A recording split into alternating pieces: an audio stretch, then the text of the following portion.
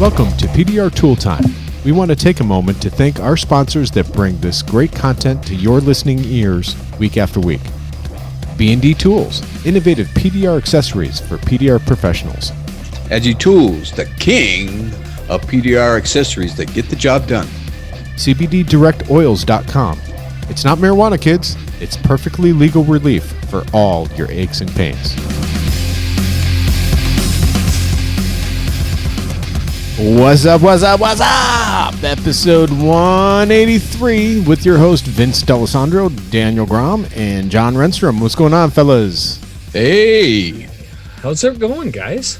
Dude, I'm just on fire, man. It's so busy making money. We noticed that you're so busy you lost the sleeves off your shirt. Just ripped them right off there. That's right. I just thought you were... It's friggin' hot here. Hot. Well, normally when I see hot tub. somebody dressed like that around here, they're out in the field working hay bales. Well, for our listening audience, Daniel has no sleeves on his shirt. He's got one of those muscle shirts. Although he has a sweater underneath it, which is kind of gross. Muscles. Vince is very jealous of my manhood. Yeah, your testosterone level is rampant. It's coming out in all levels. You have like your superhero beard going on too. It's all chiseled. I do. Yeah. Oh, good. Hey, did you guys have a busy week? How was you guys' week? Yeah. Great week. Or you know what? It's too great. I'm too damn busy. Busy with everything going on. I had to work Saturday. I don't work Saturdays, and I had to work Really? Saturday. Yeah. Wow. Yeah. Catching up. I got a chance to help some friends a little bit more, and then I helped them move their shop. You know how to push dents now? Cool. Yeah, I've even got to use a lot of my new tools that I acquired at MTE. So I put everything to use. I'm really, man, we got some cool stuff. Like my Viper skins have really been getting a workout now. Yeah, they're good, huh? What'd you put them on? My Reapers. Oh, they're on all my Reapers. Oh, yeah. Nice. You know, it does make the tool feel a lot heavier, but good Lord, do you have the leverage? Yes. Now, did you put the X grip shrink wrap on it? No, I haven't done that yet. Yeah, I did that to my favorite. Like I have the perfect size window tool, and then I took it to the bench grinder. Oh, sorry. Bench grinder. Oh, right. There it is. Bench grinder. Yeah, sorry. I love our new sound effects. Yes. You are awful at those sound effects. Sorry. Anyway, so I took it to the bench grinder. I shortened the throw on it is pretty long on those things, and that's great if the panel is like extended out. Yeah. But I feel like they're a little bit too long, which is fine because I'd rather have them long and then be able to customize it to what I like. Exactly. And I hope guys are going to do that too.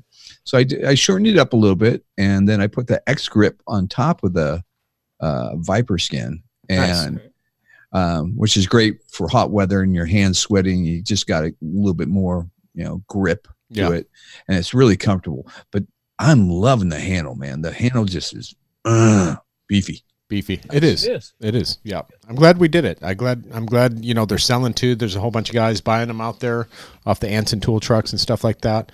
And, we weren't really going to talk about that. That just kind of came naturally. No, but I mean, for those bigger tequila tools, I mean, I'm sorry. There's no way you got to have them on there. Yeah. They're just, those tools are too big. Well, what's going on in the industry? Anything going on? We got MTE coming up in a couple, 2-3 weeks at this. Yeah. I've been calling guys and asking them if they're going and stuff. And, some have listened to our show, some haven't. And the guys that haven't, I just explain them to it this way. Look, just think of the Vegas show as your door dinger MTE. And then Florida will be your hail MTE. But I don't know if that's necessarily true. There's going to be a lot of hail guys there. Oh, sure. Yeah. But I think it's easier for guys to, okay, I can accept it if I think of it that way. Yeah. Does that make sense?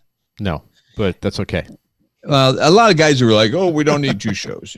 Well, but a lot of people think that it's a PDR show. The Florida is the PDR show. And when it comes to paintless stent repair, the hail guys, we kind of overwhelm the rest of the PDR. You rule the roost, because because it is what drives a lot of the sales and stuff like that. Which is understandable. But what I think, this is what I'm proving right now, is since I started using Moldtech RX, I can match what a good hail guy can make. Oh, I had this conversation with the hail guy just the other day. Did you? I did, yeah. And he said that at the end of the day, and we're probably going to talk about this next week on our podcast, at the end of the day, he probably makes as much as I do at home, where I sleep in my own bed every night. I have my retail store and stuff like that. And at the end of the day, we probably make equal amount of money. I've known several guys that left the hail trail and opened a retail shop and do that, or they make the same money at the end of the year. Yeah. And they're at home. Yeah. And the difference that my wife and I had was, we lived in the RV, and that was the hail was our life. And that was the big difference for us. Oh, sure. And so, it's one of those things too, that I haven't talked about it a lot on the show at all, but my shop is for sale, and we've gone through a lot of the process, and we're going to showcase that a little bit on our PDR Tool Time podcast here. But I've been kind of reluctant because it's something that I've never done before. But I built this company for the last 20 years, and I'm about to hand it over to someone. You know what I mean? Yeah, that's your baby. It's my baby. And it's a self-running PDR company, retail location. Someone's going to walk into this that has, the money to do so, and have a bumper guy that's already producing money that they're going to make money off of them. They're going to immediately have a clientele list and everything else with my PDR business that has been established. It's kind of cool. And that's something I think a lot of people lose sight of when it comes to a brick and mortar store. They don't think about that, building that retail client list. Yeah. Yeah, it's turnkey. It takes 2 years to really build a brick and mortar to where you got repeat business coming in on a regular basis. Wouldn't you agree there, Vince? Yeah, absolutely. And now I would say like 30% of the people that walk in my door are repeats, at least. And they just show up. Awesome. They know I'm there. They show up and get it done. They wait or drop the car off and split. What's really interesting too, because I honestly feel like we started a trend with that, with our podcast. When we started this podcast 3 years ago, Daniel and myself and Mike and John, there was really no retail shops out there. There was a handful. And now there's a lot more guys that have retail shops. And I hope that we help contribute it to some of that. Absolutely. I think a fair bit, but I think where you guys helped the most was the brick and mortars were very quiet. Yeah. They didn't exercise their voice. You don't, here's a great example is up in Minnesota, Mr. Kavanaugh. Mr. Kavanaugh, didn't even know the guy. 5 years ago, none of you knew him. Now, I can't find a dent guy that doesn't know who Don Kavanaugh is. I've only known Don for like a year and a half. Yeah. Had no idea who the guy was. It was like guys like you help bring everything to the forefront. Like, hey, wait a second. If they could do it, I could do it. Yeah, right? And maybe we need to stop being a back alley dent fixer. Yeah. And slap it up here on Main Street with the nice big sign and have an impressive look and an impressive clientele. And believe me, there's guys that have done it better than me. They've done it better. And there's some amazing shops out there. Oh, geez, sorry about that. That sound effect works. Yeah. But no, there are some amazing retail storefronts out there for dent companies. Yeah. Yeah, there is. Yeah. You start seeing pictures of people. Well, Mike just went up to John Scotto's in Boston. Yeah, his shop, and the thing is massive. Yeah. And it's, do you see his cabinets? Mm-hmm. It's friggin' nice. I'm like, yeah. So guys are killing it. Some guys are doing really good. And it, like you said, John, a lot of them weren't showing it, and now they are. And, the likes of, with Mega Media, they've learned how to advertise their their shops and stuff like that, and market properly. And I just love this industry. It's growing and growing and growing. And before you know it, there's going to be PDR shops at not every corner, but there's going to be a lot of PDR shops out there. Every city. Every town, exactly. And hopefully we'll take away all that work from the body shop and become, direct repair facilities for hail damage rather than going to traditional body shops. Yeah.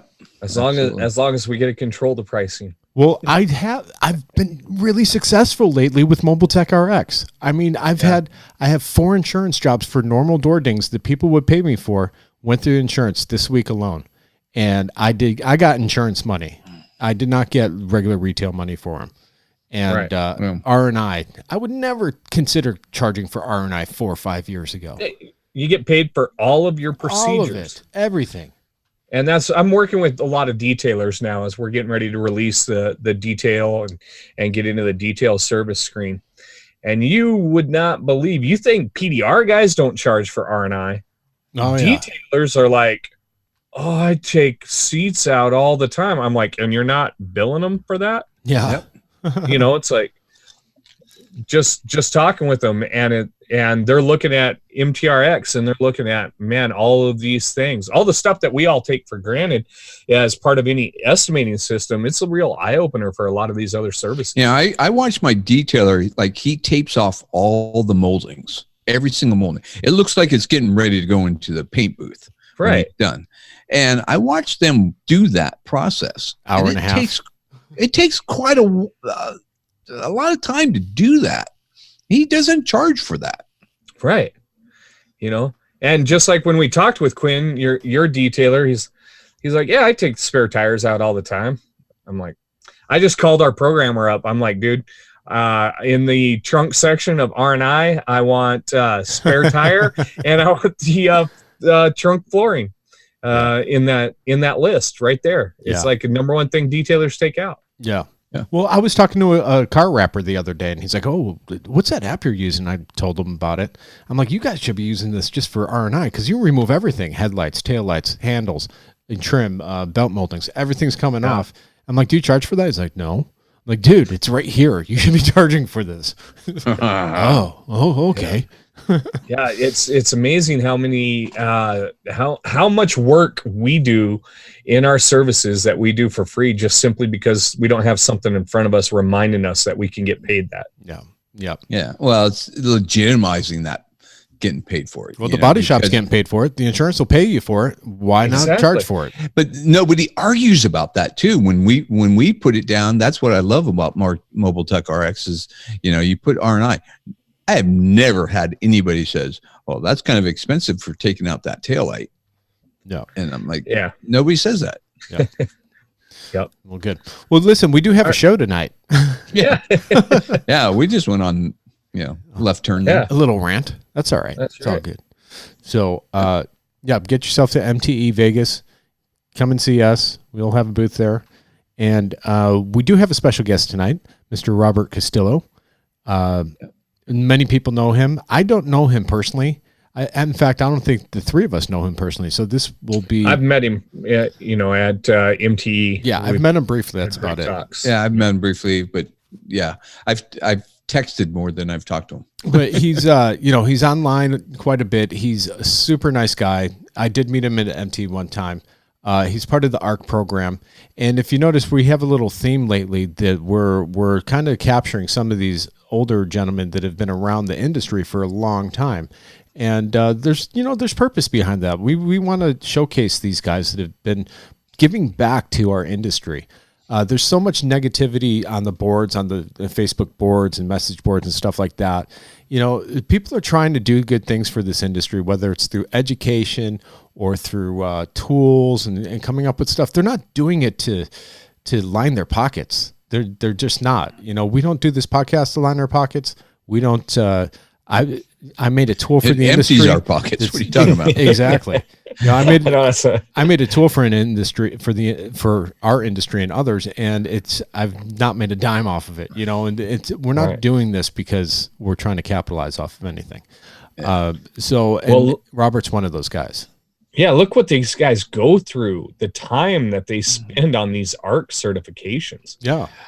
Oh, they told me what it cost them, and it's been coming out of their pockets, and their wives finally spoke up and said, "Hey, you got to start charging for this, because so it's, if you're going to start paying for the ARC certification, it's because of their wives." Yeah. So let's get Robert on the line. Yeah, let's see. Get him on here. Let's see if I could get him on here. He's got a Texas phone number, so he's 2 hours ahead of us. And, go ahead, Daniel. You take the lead. Sure. Hey guys, this is Robert. Hey, Robert. Welcome to PDR Tool Time. Thanks for coming on the show. Glad to be here. Well, thanks for having me. Yeah. Well, Robert, you're here with Vince and John and Daniel. So those are the three voices that you're going to hear. Hopefully we won't talk on top of you too much tonight. Sure. No worries.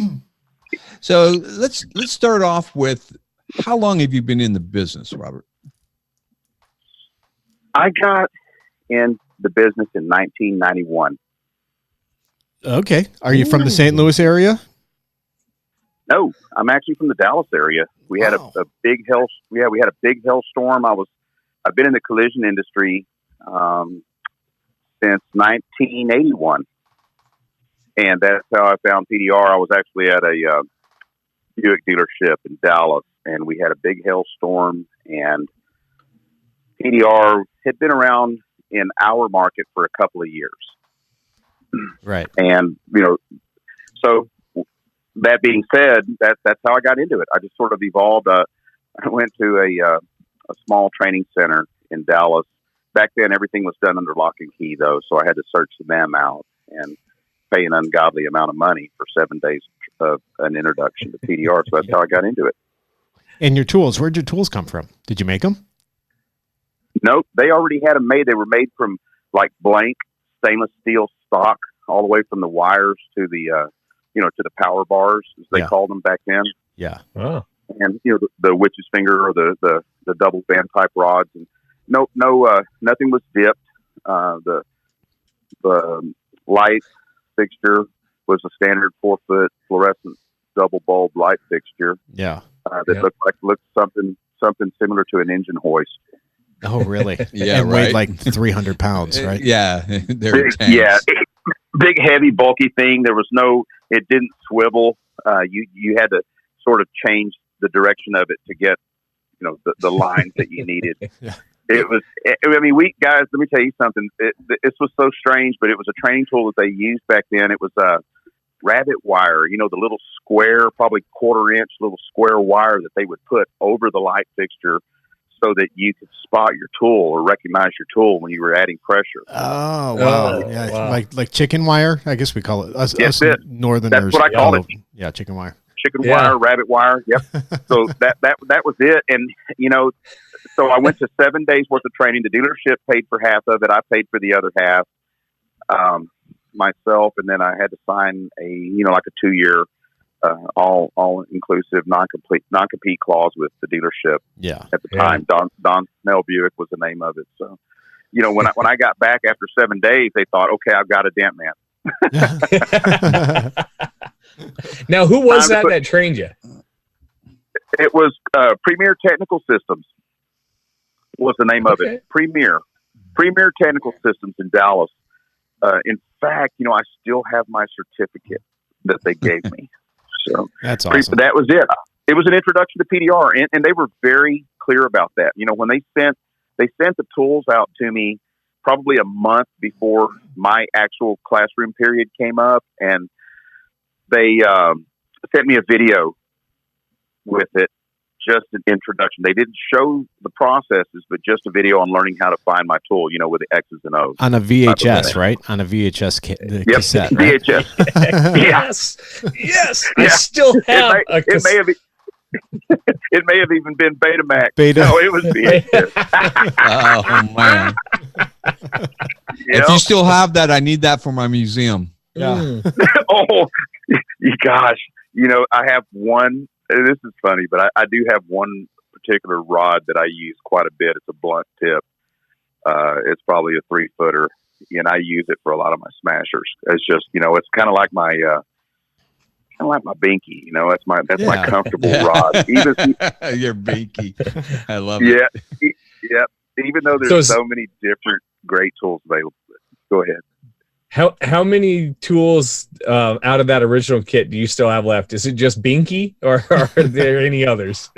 Yeah, no, just my binky. I have passed down all of my other ones through the years. I trained my younger brother, Ron Castillo, in Minneapolis in 1998.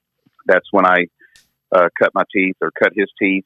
And so I passed that set down to him. And then, of course, he went to work for a company right after I trained him called PARS.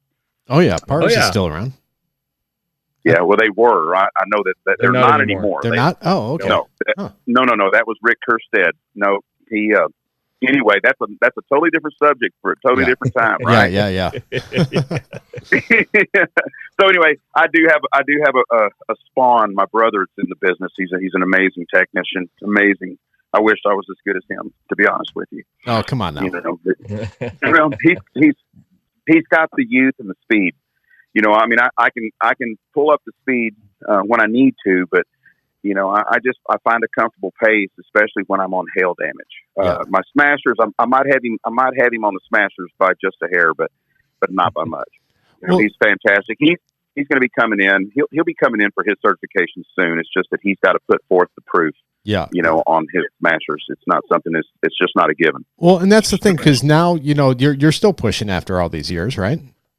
Oh yeah. And it's one of those things, whenever we hear like the early 90s, we've had a lot of guests on here. And whenever we hear early 90s, we always hear St. Louis area. Like that was the birthplace and kind of branched out from there. That's why I assumed it was St. Louis, but you quickly corrected me with Dallas.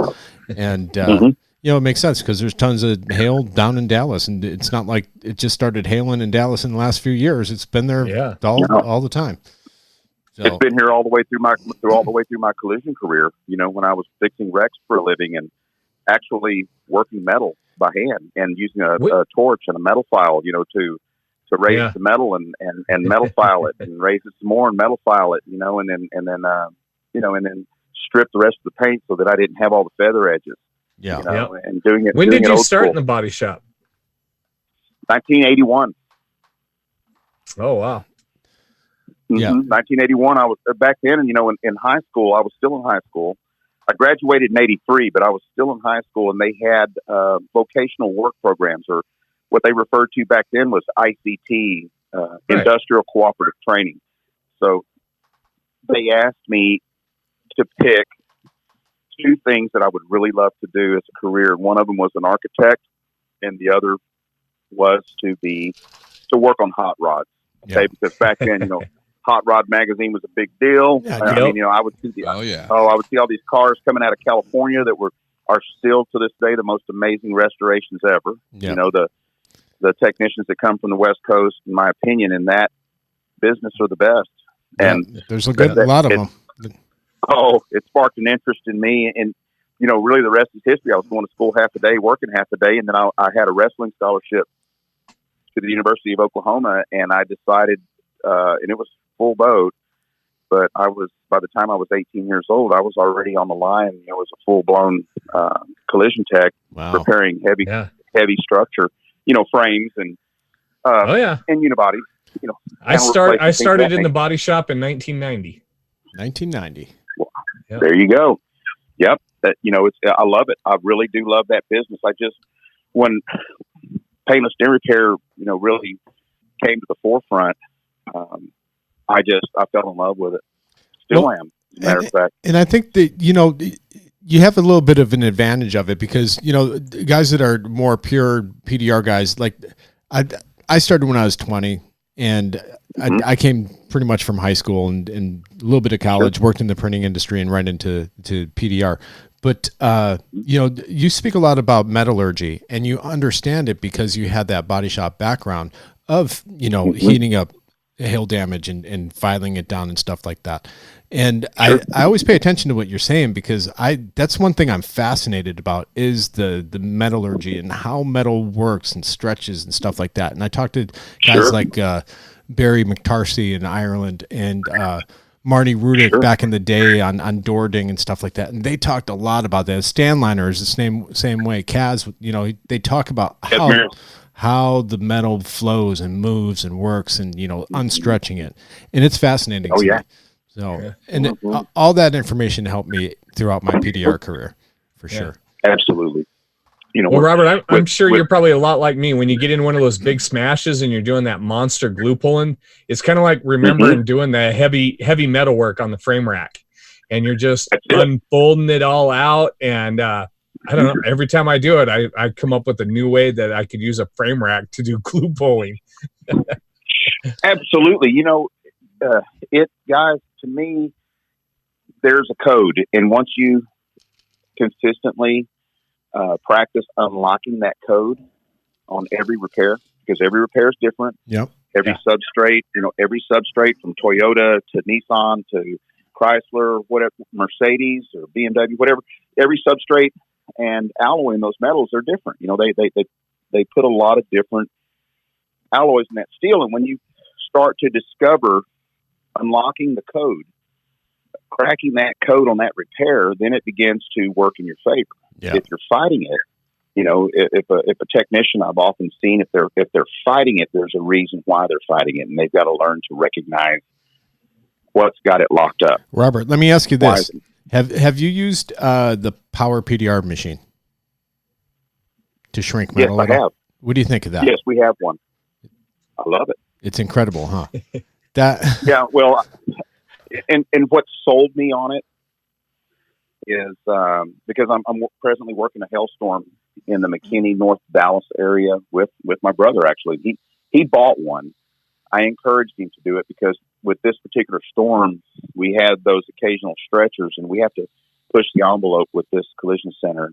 I've had a 38-year relationship with this body shop, so they know what we can. They know what we as a PDR company can and can't do. Yeah. So we're there for that shop. We're trying to keep them from getting bottlenecked. Mm-hmm. So that all technicians can stay busy, and and not back them up to the point where they shut off the workflow. Right. So the Power PDR box was a huge necessity. And getting back and rewinding, what sold me on it was one of our techs. I specifically asked him, "Hey man, there's a really nasty stretcher that's out in the open on a 2018 Honda roof. Please do me a favor and save that one for me." Yeah. And that way it was pearl white. Mm-hmm. Yeah. I gotta give him kudos. He's an older gent like myself and hard headed and wanted to get in there and give it a try himself. So he really stressed that metal out with his tools. Yeah. He got in a hurry and didn't use as many light, to discover his tool early in the game. Mm-hmm. So many different things that he did wrong in the beginning of the repair process. So I had to go in and recover a pitcher's mound, and it was ugly. Oh, I mean, it was ugly. It had so many imperfections, in the not in the bottom of the dent. It was in the top of the dent. It was ugly. Yeah, but isn't it amazing watching that thing flatten out? Mm-hmm. Using that Power PDR box, and as it's tightening up and it smooths out everything.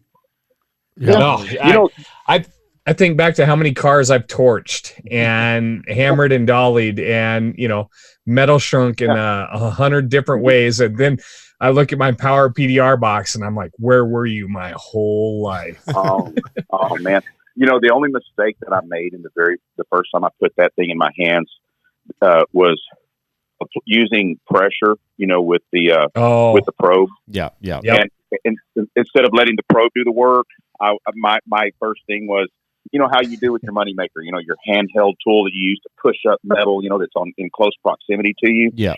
The mistake that I made was trying to use the probe to actually push up. I had everything rounded out, and I had to do a lot of knockdown work to smooth his work out, but getting those little trenches out, that are in all different directions. How you have to change your light in so many different directions, and then you see so many little tiny trenches throughout that repair. Yeah, it took me a little bit to to grow, excuse my language, but grow some balls and turn that thing up a little bit. I think that on that particular metal on that Honda, I turned it up to like 260, which is pretty high. Yeah. And then I started. You could hear it almost kind of like sizzling. It's what it sounds like. And it's like it's a little sizzling sound. And then I would be a little bit cautious since it was pearl white. I didn't want it to discolor. Sure. And so it took me probably 3 or 4 applications and going back in with my knockdown and flatten things back out, and then do it again, flatten it back out, and then tighten it up. And my natural instinct was to use a little shot of glass cleaner to kind of shock it and cool it off. Oh, sure. It wasn't a heat that was going to fry the paint, but it was a heat that I could still feel with my hand. So I sort of sped the process up and cooled it off. I had probably the worst dent in 25 in my career. My 25 years career was just the other day on a deer hit, and it was the antlers that raked across the left quarter panel right next to the gas door of a Tahoe, and that's a big flat panel. And I'm like, if I can only grab it on each side and pull it like a piece of paper, a crinkled piece of paper, and like stretch it out, but it wasn't happening. There was no place to do that, and the only thing that saved me was that power PDR box. It was incredible. So, isn't that awesome? Yeah. Isn't that awesome, but, man? Go ahead, Daniel. We can't hear you, Daniel. You muted yourself again there, brother. Yeah. Sorry about that. My wife walked in, so I had to mute it. Sorry about that. So, Robert, one of the reasons we brought you on is because you are part of ARC certification. So we kind of want to dive into that. And tell us a little bit how that started and where's it at? Where's it going? What your involvement is. Okay. Well, it's guys, I'm going to tell you, it was just something that I stumbled into. I started seeing ARC on social media, a little over a year and a half ago, or say roughly a year and a half ago. I want to say it was April. Yeah. Of, when David Haxton sort of made that public. He was actually at the Anson spring. Yeah, the Bonanza. Yeah, the open house Bonanza. Mm-hmm. Yeah, and it was. And I started. It was just for his guys first. At first, wasn't it? Densmart. Yes, it was his guys at first. It was very private. Only 2 Densmart. Yes, it reeked heavily of Densmart. I saw it, and it got my attention. So, to be completely honest with you, the first person I contacted was Clifton Atkins. I said, "Hey, man, I'm an accomplished technician. I feel that I am. I would like to be a part of this ARC. I feel like I deserve a certification. Where do I go from here?" He goes, "Robert," he said, "I've never worked with you." He goes, "I've met you one time at a hunting thing, but I don't know you. So therefore, I can't verify you." Yeah. And I said, "Oh, okay. So what do I got to do to be verified?" He goes, "You have to have proof, and you have to have proof of some technicians that you've worked with before that are credible, that actually hold, that carry weight in the hail game." He goes, "Now there's another certification that involves collision type repairs or hybrid. I like to refer to them as hybrid repairs." He goes, "But I don't know." He goes, that one's pretty tough to get." Yeah. So what happened was this. He goes, "But here's your contact name. You can private message this guy," which was David Haxton. "If you have some proof or you feel like you have some stuff that's worthy, shoot him over some pictures." Yeah. I said, "I've got better than that. I've got video." Because I document all of my big smashes. I have a library of them. Yeah. So and I use those for my personal. That's my reusable content that I use for my collision centers and my insurance partners that are starting to see the benefits of saving panels. Yeah. So I sent David, I don't know, maybe 4 examples that I felt were worthy. My shoulders sure felt like they were worthy. So David in return messaged me back, and he said, "We need to talk." And he says, I like your repairs. I personally haven't seen anything like this." I said, "Really?" He goes, "Man, these are pretty amazing." Now, guys, you got to understand, the company that I'm in right now in this conversation. So with all due respect, I want y'all to understand that I'm a very humble man. Okay. We're all in the same thing together. And sure. I'm just not absolutely. one to, okay. So please, forgive me if I don't want to come across that way. No, not at all. Not at all. I just do the best job that I possibly can. I do it consistently each and every time on every repair that I touch, no matter what. Sure. Whether it's wholesale, retail, it makes no difference to me. I'm going to fix it to my standards, not theirs. Right. And so I sent him some of those. He looked at them. Everything was fine. And then at some point, David held a contest. And I submitted some entries where I felt were a little more worthy than just still photographs. Yeah. I feel like, it's too easy to miss the detail and the artwork that is done in the bottom of a repair. And so I said, well, why don't we do some repairs in the contest with lighting, with dimmed lighting? Because, these lights today, if you're trying to do and document your reusable content or your videos, if those lights are turned up, you're going to wash out that repair. Yeah, you can hide a lot. That or bring the light forward and stuff like that. There's trickery that you can do. Yeah, so many different. Yeah, and I already knew that up front because my videos actually show me stuff that I don't see with my naked eye. Absolutely. I have to go back in there and I've got to go back in there and retouch. Yeah. Especially if I'm going to post it. I mean, come on, guys, we're dealing with a tough crowd out here. Oh yeah, on social media. So if we want to be a little ballsy and post repairs, then if it's in the slightest bit glorified, you're always going to get that troller or that one guy that's going to go in there and slam you, and that's not a chance I'm willing to take. Exactly. Yeah. So that's where it all started. David and I started working together. So I entered a contest that he put up, and he had some pretty reputable names in our business that I know, they carry some weight, and they were his judges, and I didn't have one single competitor. Yeah. And it's one of those things too, because David, he keeps those judges behind the scenes to keep it fair. He doesn't, he doesn't talk about who's judging the work out there. Yeah. So no, he won't do that. No. And this is one of the things that, I saw the certifications being posted online, and it did pique my interest. It took me a little bit while to finally reach out and say, you know what, I want to find out more about this. But sure, because there is other certifications out there. But honestly, I think this is the most honest and simplest way that everybody can get into this certification. Sure. I think it holds more weight than some of the others, personally. Are you Vail certified too, or no? No, when I first got introduced to Vail, my brother was one of them. He was a big advocate because he was one of ours lead techs.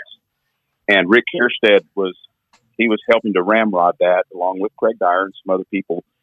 And my personal opinion on that at that time was, look, there's no consistency. I mean, you're shooting a sandbag or a beanbag into a panel, and you fix that one dent, and bam, you're a certified dent tech. And I had a big issue with that, so I held my ground. Yeah, I held my ground, especially since I deal with a lot of insurance companies, because I'm not, I'm mainly a catastrophe tech, and the Smashers was just a part for me to keep my bank account going in the wintertime. Sure. So I had to take on repairs that most people would say, oh man, that needs body shop. So I didn't believe that held any water. That's only my opinion, though, guys.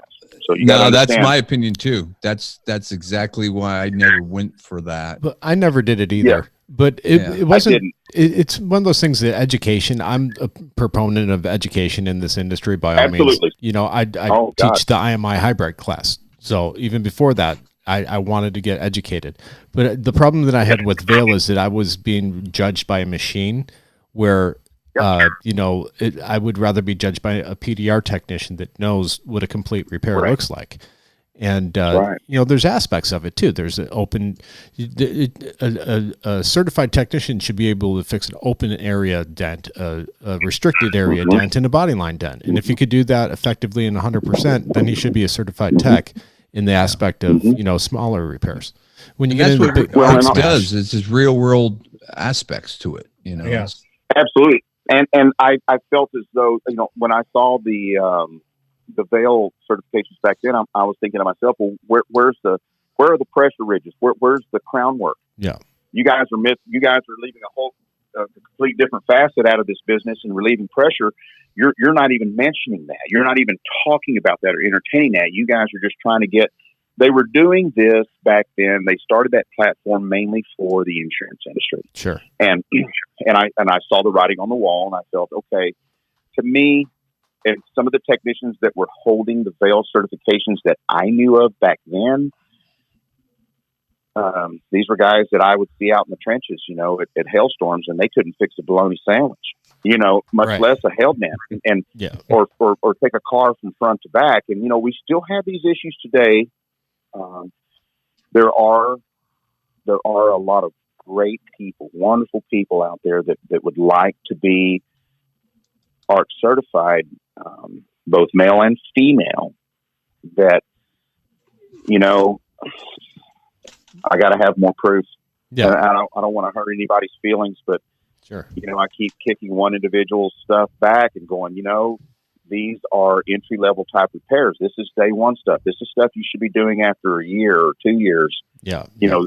You got to show me some stuff that you can do that a normal 5 or 10 year tech does every day. Exactly. And does it consistently. Yeah. Like, i.e. body lines, crowns, deep impressions, multi-dimensional types of repairs. So let me take you. Let's go to 30,000 feet. Where do you see ARC certification at that level in the futuristic type of look? That is a very difficult question, because truthfully, I don't have that answer, because there's no agenda. There is absolutely no agenda. But what I could fathom this, but this is only in my mind, gentlemen. So understand that this is just something that I can fathom. Mm-hmm. What I see is a room of distinguished professionals that there's a number, a magic number, and I would like to see that number at 1,000. To at least have a voice, a strong voice, an accomplished voice with market studies proof. We've been through miles and miles of different substrates, miles and miles of different types of sheet metals, aluminums, different thicknesses. Doing our market studies, I can see us having a little bit of weight in regards to providing information that we don't have right now, that we can use to negotiate claims and to also help our technicians to be able to set their prices a little better for themselves, and for the industry. We all know that there's a great cloud in this industry, and there's some guys that don't care. They'll work for $50 a day as long as they can put a crack rock in their pipe, and unfortunately that stigma has been in our business since day one. And that is the one thing that I would like to, try to work on removing. But there's no agenda. I mean, so that's a hard question. I mean, I know where I would like to see. I know where I'd like to see it go. Yeah. And I know that we've got a room of some distinguished members and professionals that are accountable, that are reliable, that are credible. Then it would be a little easier to maybe move forward in adding to our estimating systems. I send a message out to John. I think it was yesterday, wasn't it? Yeah. Yep. John, you're in here, right? Yeah. Yep. Yeah. I want to talk to you in Vegas. There's just some things that, there's always room for improvement. And Mobitech RX, their ears are always open. So that and I love it. Yeah, exactly. I love it. So Yeah. Actually, I just sent off a giant list of tweaks and improvements just today to programming. That's on top of a whole other 4-page list that I sent off just a couple of days ago. And you know what? For that reason, I love it. So I would like to stay on track with you guys. It's just some of these thoughts and they enter my head as we're having a conversation. When they do, I have to hit the bullet points of the keynotes. Of course. Well, do you think that our industry, would you consider, now you've been around for forever, do you think we're still in our infancy, or are we teenagers in our industry? Or do you think, because there's guys, it's funny hearing some guys saying that, oh, there's way too many technicians in, PDR. And I don't think so at all. No. None of that ever bothers me. And another thing that I let roll off my back like water off a duck's back is when guys start complaining to each other about someone improving a tool. Yeah, it's the same tool, but he's made some improvements on it, and good for him. And you get a lot of you get some of these guys that want to jump on there and really bash people for making improvements in our industry. But you know what? When people like that come into my midst, I have one question for them, and it usually stifles them. I always ask them, well, what are you doing besides talking? What are you doing besides talking and running your mouth? What are you actually doing as a person to improve our business? What are you doing to make my job easier or better? See, you could pull that off. You could pull that off. You're from Texas. You're from the Dallas area. Yeah. You're a big dude. You've been around a long time. No one's going to mess with you. Well, I say the same exact thing, because until you make a tool or bring a product to market and see what it takes to go through that process, it's painstaking. I mean, it's a lot to it. And I can only imagine you will have a whole different respect for it. Yeah. Yes. You get a few of those keyboard warriors that, I stay out of that. I don't jump down that rabbit hole, but I had one in particular this past week, and I was honoring one of our technicians, and he's just come out with a product that he and I have been working on for a long time, but it's for him. This isn't for me. This isn't to fill my pockets with anything. I like to field test stuff, and if it works, let's make that thing work. And I'm going to give him kudos. But if it doesn't work, I don't go on social media and bash him. I talk to him personally and say, hey, here's where I can see a few improvements can be made. Let's make this better. If you like my information, I'll give it to you. It's free. If you don't, that's fine. It's your choice. Yeah. But I want to make a point about that is I know one tool maker that sent me asked me and Vince to test out a tool, and Vince said no, I won't bother. I said go ahead and send it to me, and I told him later on, I go no, it just doesn't work. But that guy isn't going to stop there. No. And he might make 4 or 5 failures before he comes out with the one tool that's a game changer. And you don't want to stifle somebody's creativity. If they start on that road, there's going to be some failures. There's going to be some trips and falls. But you can't stifle somebody's creativity. They might not get it right out of the gate, but they might have greatness in them, and you don't want to, cut that off. Well, you know what? No, he did come out with some great stuff after that. So yes, he did. Right? Yeah. Yeah. And it wasn't like I said, dude, get out of the tool business. This thing's crap. I said, you know what? I cannot see a practical use for this. You're better off sending it to someone else. I was cool about it. You're great. I told him it was a great massager. Back massager. I know what you're talking about now. But okay, so we can rewind to where this conversation actually started, gentlemen. The engine hoist light stands. I mean, gosh, when Anson started coming out with some lights, in my market here, I started, they would swivel. Yes, they're still double bulbed, but I would remove one of the light bulbs and I would put a piece of black tape over it to remove the glare. So many different things that we did. And there's innovators in our business, and I love that. I dig that about our business. There are some true innovators. It's awesome. Yes, and it's so impressive, and it's even more so. So to answer that question about, do I feel like we're a teenager? I don't like to follow someone's lead on that, but that's exactly what we are. We are that 16-year-old kid or I mean, there's more years in it, but in the automotive industry, we're very young. Yeah. Okay, we're very young, but we're taking control. We're guiding our. I feel going to MTE every year. I feel that we've come together. We're taking control. We're guiding our direction. We're not following down that rabbit hole that the body shops did. But they didn't have social media like we have now. We have a huge advantage of having social media and being able to get together on that. It makes all the difference in the world. What a powerful tool, guys. Social media. I just got on social media 3 years ago. Yeah. And, it was an eye-opener for me because I didn't know any better. I didn't know that there's certain places you really don't want to go. There's just certain groups that they're okay to go in and take a look at every now and then, but some of the negativity, the negativity to me is so raw, and it's just so childish and ugly. And some of the the insurance people that I know, let me just say that relationships that I have with the people that have the checkbook in my industry, besides my retail customer that I do my smashes for, because I name a fair price on that, so I have control of that. I don't have full control over the negotiations that take place with their industry standard versus ours. But I won't hesitate to go to my state capital either and try to help make new laws that are going to help us. So I'm not shy in that aspect.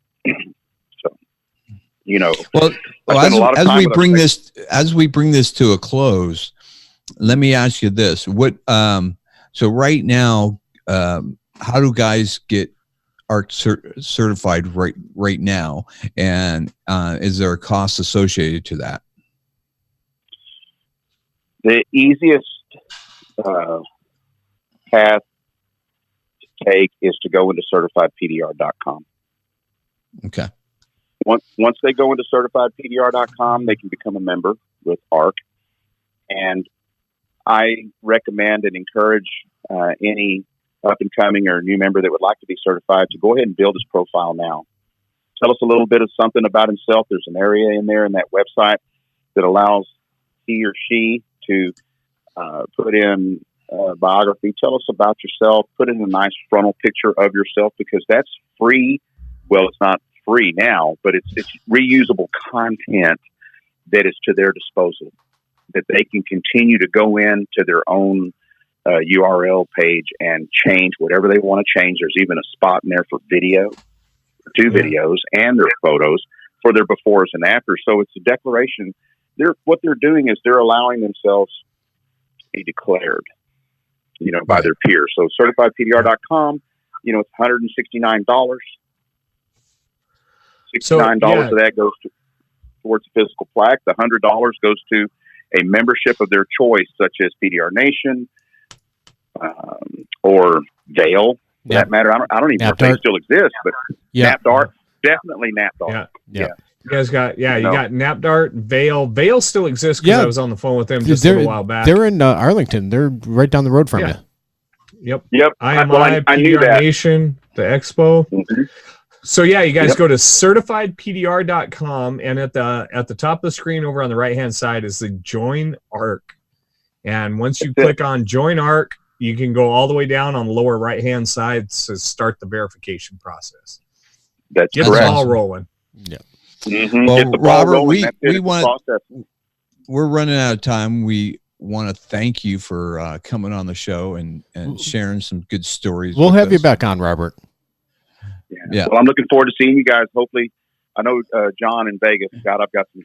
We'll all be there. We'll all be there. God, I'm looking forward to shaking y'all's hands and seeing you guys. Thank you so much. I'm very very blessed and honored, to have you guys take the time to even fool with a guy like me. So I really appreciate it. Absolutely. You're a great guy. We noticed what you're doing, and we wanted to get you on here and fill our listeners' ears with your good knowledge. Yeah, get out there and get ARC certified. Well, and I have a lot of respect for you guys as well. I truly do. And I mean that very much so. All right. You guys have a wonderful evening. Thanks for having me. Enjoy the West Coast. I'm jealous for you guys that are out on the West Coast. And I would like to make the event. There's an event I think coming on the West Coast this coming weekend. Yeah. Or no, is it this weekend? Yeah, it's this weekend. This weekend. Yeah, it's at my shop. But this will air on Tuesday, so it'll already be passed by the time this comes out. But yeah, Craig and Lisa are coming out, and we're gonna have a good time out here. It's gonna be a lot cooler than Texas. That's where for I'm sure. at. Yes. Oh man, guys, if it wasn't for my water cooler, I'd be done. I'm sure. You know what? It's all good. All right, Robert. Thanks for We'll coming talk on. to We'll you see you soon. later. All right, buddy. Have a Bye-bye. great evening. You too. Bye now. Take care, Robert. See you in a So- couple weeks. So that was Robert Castillo. Everyone, get on if you're interested in getting to be a part of the ARC certification. Go on to certifiedpdr.com. It'll be in our show notes, and It's the easiest certification you can do because you don't have to travel anywhere to get certified. exactly. Just do it with your regular daily workload. Yeah, and if you're not taking videos, then it'll get you in the mode of taking videos. And honestly, I've been talking to David Haxton about doing a motorcycle certification that's gonna hopefully come soon, and Nice. on that to make that happen too. So what do you say, Daniel? Guys, level up your tools. Don't do stupid stuff. And keep it stiff.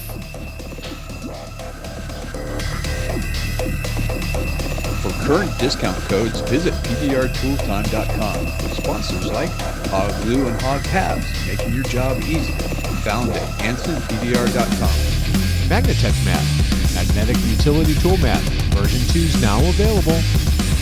And Mobile Tech RX, the app that makes you money.